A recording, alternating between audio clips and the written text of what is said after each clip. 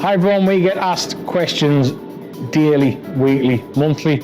I'm here to answer a few that we've picked out. Some of them are to do with work, some of them are to do with why you started work, but we're going to run through them now and basically explain myself. First question, when did the company start? So this started, an idea was when the wife now was pregnant with my daughter. She was born, I was working a long drive away doing mechanical engineering. I wanted to spend a bit more time at home, but also support the family a bit better, work for myself. So I took the plunge, finished work and set up my own company.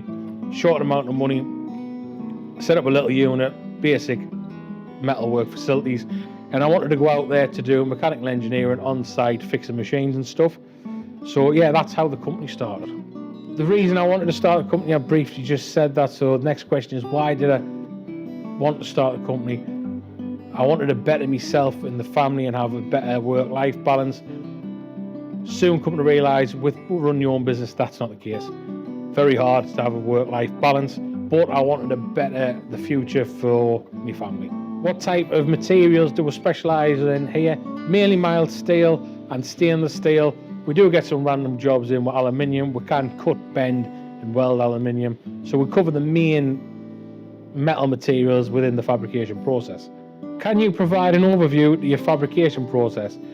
Brief overview is everything's done downstairs. If I can keep it in-house, I will. So we've got fibre laser machines to cut the sheet metal, automatic box saw cutting machines to cut the box section, 2 press brakes to do all the bending work and folding, 5 welding bays to do all the welding. That's MIG, TIG and stick welding. Sometimes we do go off-site and do on-site works.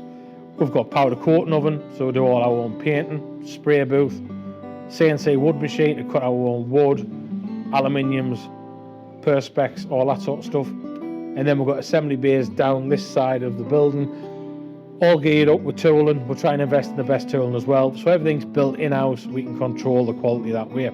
Next question, quality control. Leading on to that quite well. Quality control is great here because it's all done in-house. So if we have any issues, we can stop it 90% of the time before it gets to the customer. Can't always stop it, but if there is an issue, we can make the changes within hours to fix the problems that we've found throughout the fabrication process. It happens, we do make changes. Luckily, we're not having to go into our supplier to say, can you change that, or that's not right. Everything is changed within us, underneath us here in the shop floor.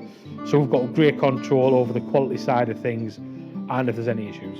Lead time for general fabrication processes. At the moment, 90% of the year, we are fully busy with our own products. We do take in outsourced work and drop in work for people who want various fabrication works completed, but generally 3 weeks. Do you offer custom fabrication solutions? We do offer a lot of custom fabrication solutions, but mainly we get people coming in with ideas and we try and advise them the best way to complete that project. And if we can help, we will do obviously on site with the CAD machine, 3D printing or the laser and metalwork facilities we've got. Certification and standards to comply with. Rock and roll bedding seating in vehicles goes through an M1 certification process. Our works have been signed off within the UK, but also through the TUV SUD, which is a European governing body for safety standards.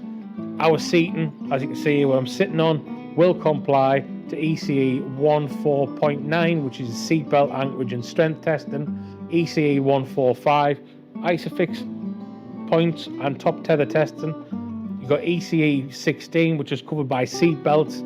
That gets supplied to us by our seatbelt manufacturer.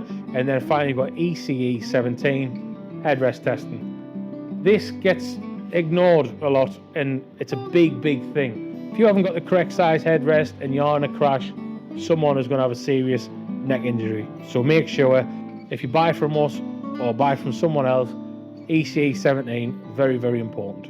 Policy on warranties. Basically any framework will come with a lifetime warranty, as long as it hasn't been what I'd use for term butchered. We have had stuff come back that's been chopped up, re-welded. We will not touch that under warranty. But if you do have some issues, we will fix them on the site or post out the relevant parts.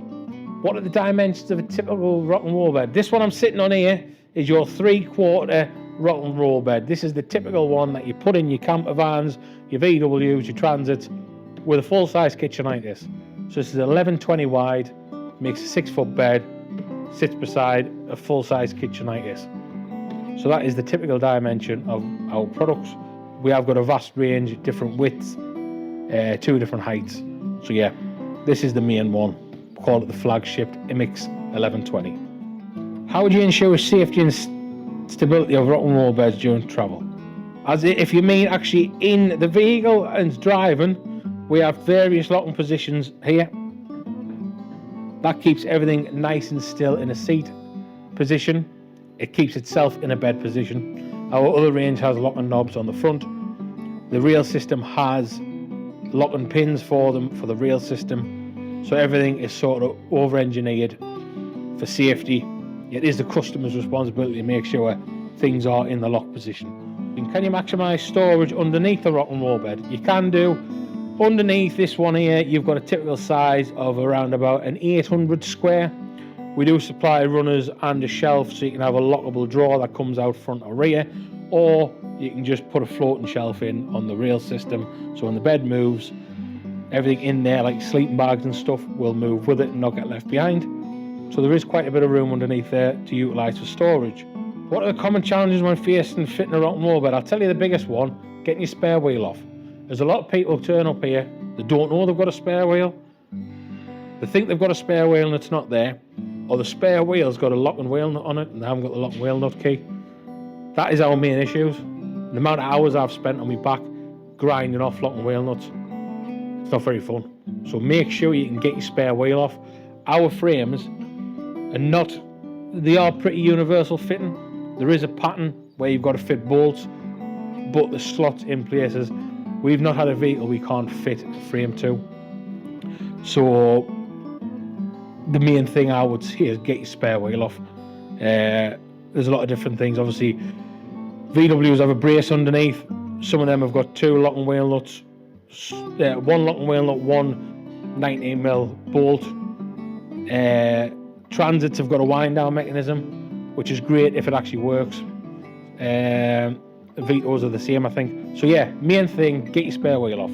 Are there any regulations or standards that need to be met following for rock and roll beds? What I've just went through: TUV, headrest testing, ISOFIX testing, seatbelt testing, seatbelt anchorage and strength testing. They're the things that you want to be covered to make sure you've got a safe product in your vehicle.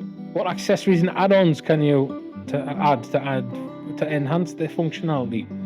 Well, our beds pretty much come complete. The only thing extra you can really put on is the slide-out drawer underneath. We try and cover everything in the bed. Everything comes pre-fitted with ISOFIX. IMEX range, 6-stage recliner. Headrest supports are already on. Pretty much covered. I don't want to be that company that you buy that, but then you've got to add on 10 other things to make it work. This will come as it's sold here and be ready to use from the off.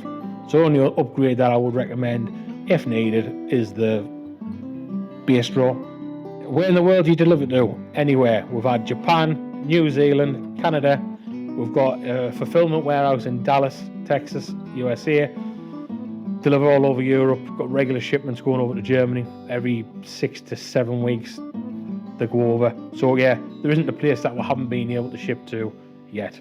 So if you're looking obviously around the world and watching this video and you want one of our products, challenge us to get that to you, and I'm pretty sure we can do. And that is all the questions. If you haven't got more questions, make sure drop them into an email or in any of the comments on our social media feeds. We'll make another list and we'll do another question and answer.